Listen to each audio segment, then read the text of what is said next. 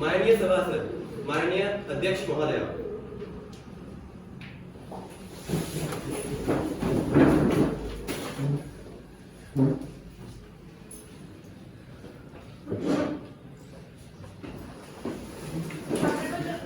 I welcome you all to the session of Youth Parliament and hope this would be a fruitful one as we sit down to deliberate important matters concerning the nation.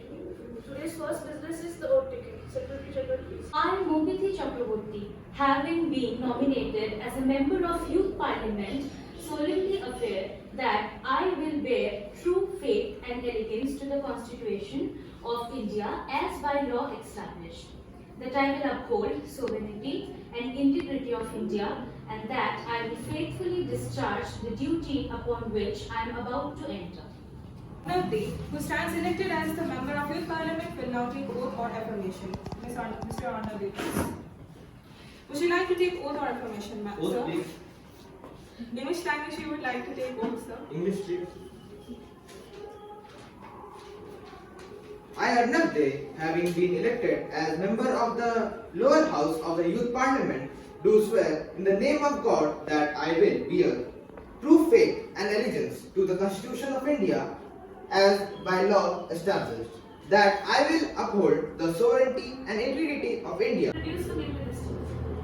Madam Speaker, I would like to inform the House of our new Minister of Health and Family Welfare, Ms. Sarojini Sarkar. Now the questionnaire starts. Yes, you will go ahead. Madam Speaker, today here we are present to discuss upon a very important topic. As we are heading towards the 21st century, our ideals for a society has been changing throughout this century, and we have seen a lot of progress in our country. If we look backward, if we look behind in our past, and if we go to that point 75 years ago, and if we look now in the present, we can see a lot of progress, and that makes us very proud. And in fact, this progress of ours has made India the fastest growing major economy in the world right now. And we are also upholding the 5th position in the major economies among the world. Now, to talk about our society has always been very patriarchal, and that's the truth we have to face. There has been a lot of problems, and there has been a lot of discrimination, stereotypes, caste system, and various female speakers and our female members here, and that's a proud moment for all of us. And if we go talk about Olympics and sports, we see a lot of women coming from Haryana, which used to be the state which was first in number in female freestyle, and that's surprising. Nowadays you can hear from Haryana, हमारी छोरियां में छोरों से कम नहीं है. And that's something to be proud of. There are inspiring women among us, like Avani Chaturvedi, the first female fighter pilot of India, or be it Mirabai Chanu, who just won silver medal in Olympics, or be it Kiran Bedi. These all inspiring women. They are inspiring the other women of our country, and through all of these laws, all of these actions, and all of the support of the organizations, the women are realizing that they have power, they have legal power. I would like Ms. Deepshika to go ahead. Honorable Speaker Ma'am, I would like to ask the question that in some cases, corrupt doctors are involved in female feticide. So what actions were taken by the government? I would like these questions to be addressed by Ms. Shavya. Honorable Speaker, in 2016, government has taken action against several medical professions. The Health Minister suspended 100 medical professionals. Doctors are acted upon and action is taken against family also. Recently, in July 28, 2022, in Mumbai, a fake doctor pulled and cut out the female fetus of a pregnant woman to prevent the birth of a girl child. He has been arrested and remanded to police custody for 7 days by Judicial Magistrate First Class. An FIR has been registered with the Sambhajnagar Police Station of Beed District under Section 313, 315, 34, 498A, 50A and 506 of the Indian Penal Code. Also, the license of this type of doctors were cancelled by government, fines are taken by them and imprisonment according to the case. 102, Mr. Anushka. Honorable Speaker, ma'am, as all these numerous laws and acts are concerned, there shouldn't be a single case of illegal abortion. But now, it indicates that there is a loophole in the system of implementation of these laws. So I would be pleased to have an answer from Honorable Madam regarding the implementation of these laws and her vision to cure these loopholes. Ms. Vidya, please. Honorable Speaker, to check female feticide, the Prenatal Diagnostic Techniques, Regulation and Prevention of Misuse Act 1994 was enacted. The penalties for various offences are also elaborated. The court had laid down that amendments to the PNDT Act and the Amendment Act came into force from 2003. Its main purpose has to be ban the use of sex selection techniques before or after conception as well as the prenatal diagnostic techniques for sex selective abortion and to regulate such techniques. Mr. Kashif, you will go ahead. A very warm good morning, Honorable Speaker, Ma'am, Prime Minister, and to one and all present over here. I am Kashif Al-Kabir from the opposition side. वैसे गुनीजन, क्या आप मुझे एक बात बता सकते हैं कि वो बच्ची, वो बेटी जो महज 6 या 7 महीने की है, जिसने अभी तक इस दुनिया में एक सांस तक नहीं ली, क्या वो कोई ऐसा क्राइम कर सकती है जिसकी सजा एकदम घोटू मौत हो? श्रीमान, आप सबने तो बेटी बचाओ बेटी पढ़ाओ के बारे में तो सुना भी होगा, नारा भी लगाया होगा और उसका पालन भी किया होगा, लेकिन माफ करिएगा श्रीमान, हम हर साल हजारों बेटियों को फीमेल फीटिसाइड की वजह से खो रहे हैं। इसका कारण जीव विज्ञान नहीं बल्कि कुछ लोगों की सोच की वजह से ऐसा हो रहा है। वो बेटियां, वो बच्चियां जो आज अव्वल कार्य करती हैं, मर्द से भी अव्वल कार्य करने का साहस रखती हैं, उनकी जान खतरे में है। वो हर लक्ष्मी, दुर्गा, सरस्वती जो शायद इस दुनिया में नहीं आई है पर वो आने वाली हो, शायद वो कभी आ भी ना सके। श्रीमान, अपनी आंखें खोलिए और जरा देखिए कि कुछ भाइयों ने रक्षा बंधन में अपने हथेलियों को रक्षा बंधनों से सजा पाया है या फिर उनको अपने आंसू पोंछने के लिए रुमाल बनाया है। मेरे कुछ प्रश्न हैं। इतने लॉज होने के बाद भी फीमेल फीटिसाइड क्यों बढ़ रहा है? और where are we lacking for reducing this feticide? Thank you. Ms. Rajashri, you will go ahead. ये अनुमान लगाया गया है कि भारत में लगभग 10 मिलियन से अधिक कन्या भ्रूण या फीमेल फीटिसाइड केसेस इलीगली किए जाते हैं। जैसा कि उन्होंने कहा कि इतने लॉस के बाद भी इंडिया कन्या भ्रूणों जैसी Question number 104, I would like Mr. Arnab to go ahead. Mr. Speaker, as of 2021, 150 cases of female feticides had been reported in Tamil Nadu, with many more cases going unreported. What is the government doing about the fact that many girl childs are still killed after birth? Ms. Moviti, would you like to address this? Honorable Speaker, Madam, as the Indian Ministry of Health and Family Welfare states in its 2006 annual report, the social, cultural and religious fiber of India is predominantly patriarchal, comprehensively contributing to the secondary status of women. So clearly, illiteracy is not only the reason for female feticide. The root cause of the female feticide is the dowry system in our society. A number of girls are killed inside the womb due to the fear of dowry by many poor class families. Girls are considered as financial obligation, as they believe that after a few years all girls will go to the in-laws' home and it is a waste of money to educate them. Any more supplementaries? Yes, ma'am. You may go ahead. Are there any laws being carried out correctly? Honorable Speaker, our government has met many schemes like Beti Bachao, Beti Padhao. It was launched in 22nd of January in 2015. Its main aim was to provide equal opportunities for education and participation to the girl child, ensuring growth and protection of the girl child. Many other schemes have been granted, like Balika Samriddhi Yojana. It means aims are scholarship assigned to girls, provide financial aid to young girls. Key objection of the scheme is to provide the Next question to be asked by Ms. Archana. Honorable Speaker, ma'am, I would like to draw your attention to the point that in spite of the fact that the laws against this crime are implemented throughout the country, but the results are disproportionate and vary state to state. For example, the sex ratio is low in Haryana and Gujarat, whereas high in states such as Kerala and union territories such as Pondicherry. So my question is that, why is there such a big gap in the implementation of the laws in different states? And have you taken any steps to overcome these limitations? And if yes, please give us a glimpse of it. Ms. Amisha, I would like you to address this question. Madam Speaker, the reason behind this variation is due to low literacy and higher income in these states. The states like Haryana, where the literacy rates are very low, the people are not able to understand this sensitive topic, and thus, in spite of implementation of laws, there the sex ratio is low.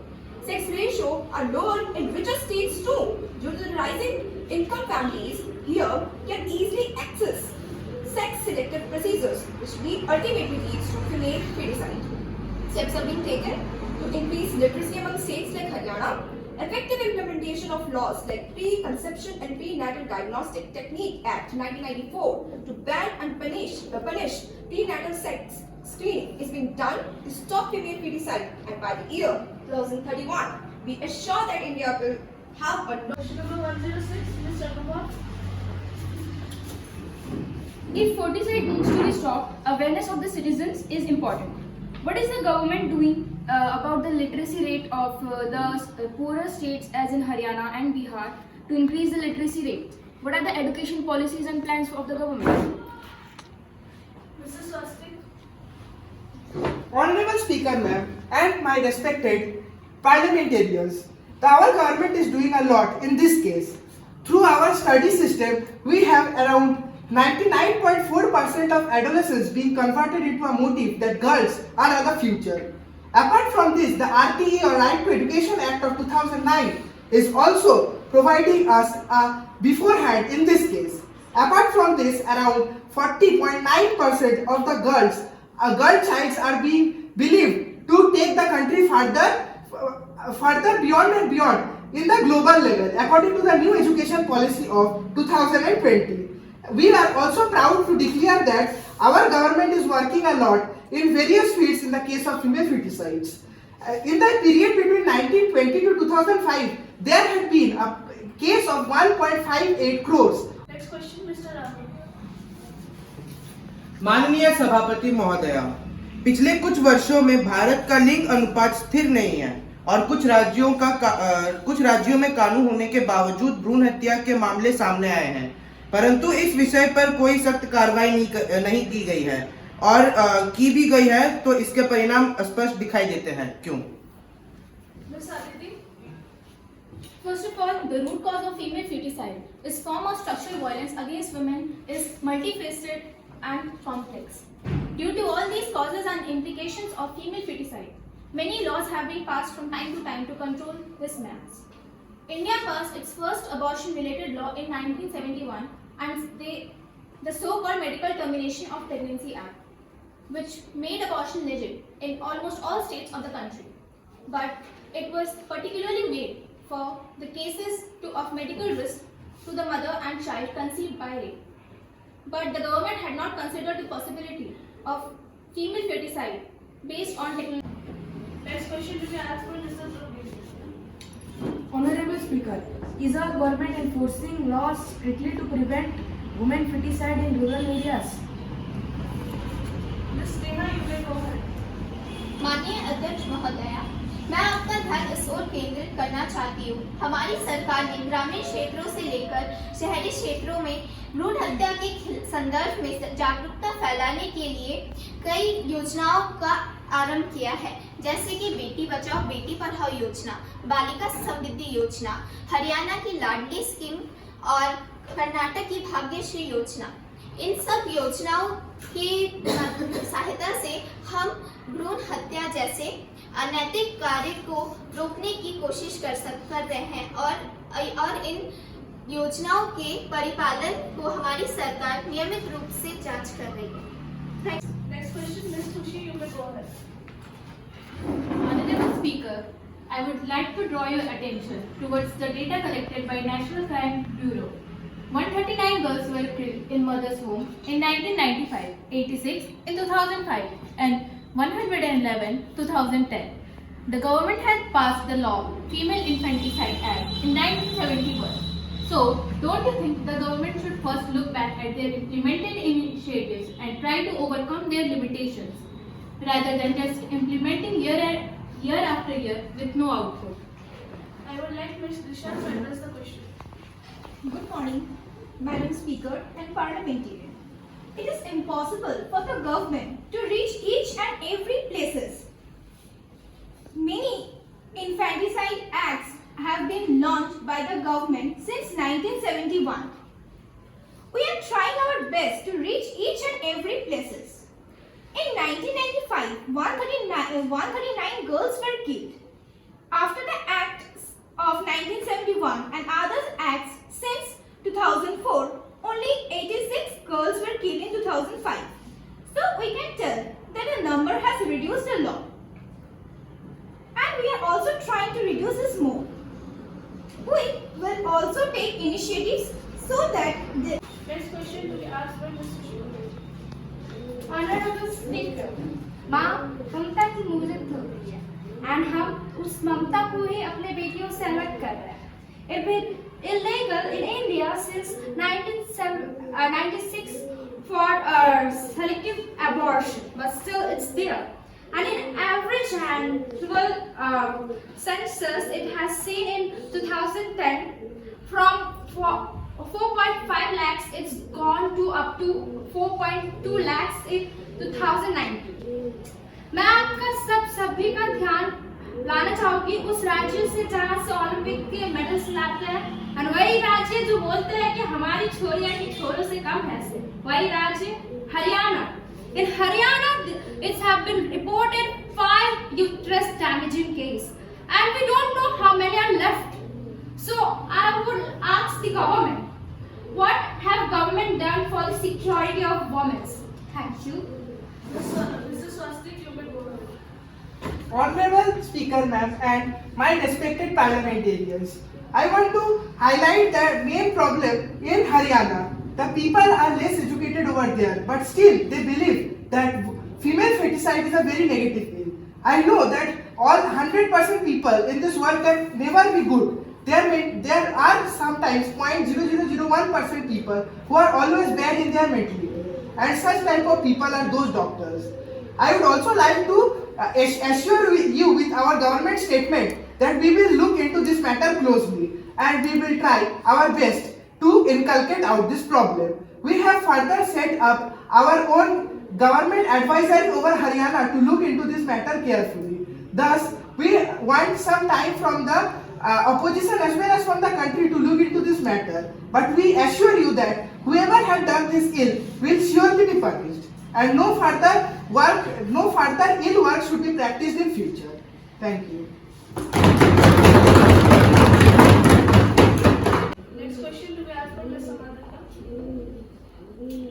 Honorable Speaker ma'am, as we all know that many laws has been passed by the government of India with the concern to reduce female feticide. Despite those all, if we check the census report of 2015 to 17, we will observe that female birth rate is more as compared to the male. But the gender ratio remains 929 for women for every 1000 men, which clearly indicates the issue of sex selection and female feticide. My question is, what actions is government going to take to decrease this difference in ratio, and will it be effective to increase the female gender ratio? Thank you, ma'am. Ms. Sankita, you may go ahead. Honorable Speaker, ma'am, to decrease these, different government took to measure action that did from Act in 1961, which made those immigrant people under below poverty line take to act for free men sex education and about its is a female. The act of sex union considered as immigrant under free constitution discreet act. Thank you. Any last questions? Yes, ma'am. Yes, you may go ahead. Honorable Speaker, ममता से जब हम उनकी बेटियों को छीन ले रहे हैं तो उनको मानसिक रूप से भी ठेस पहुंच रहा है and mental health is very important for human being. So I would like to ask our government that what initiative and steps are taken for the mental health of women. Thanks. Madam Speaker, under Section 312 IPC, it states that causing miscarriage and abortion with not good faith or purpose is punishable, and the mother gets mental and physical health facilities from the government.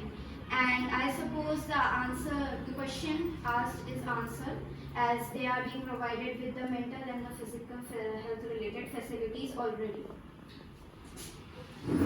Feticide is illegal, though I don't think that it's come under government as it's illegally done. So government haven't any records. So how can government provide the women? Because it's the woman herself doesn't know that she is going to facing feticide. See, there are two aspects to your question that you have asked. One is the reported cases. In reported cases, we try to help as much as we can do. We try to help those who have suffered and provide them with the best facilities. As for the unreported cases, we have had many schemes like Beti Bachao, Beti Padhao, and we are trying to change the mindset of the society. You have to take the consideration also that there are 1.2 billion people in our country. We are the second most populous country in the world. And changing the mindset of every person out there will take time. And therefore, we are working for it and we are doing our best as we can to reach out to as many as people possible. Thank you.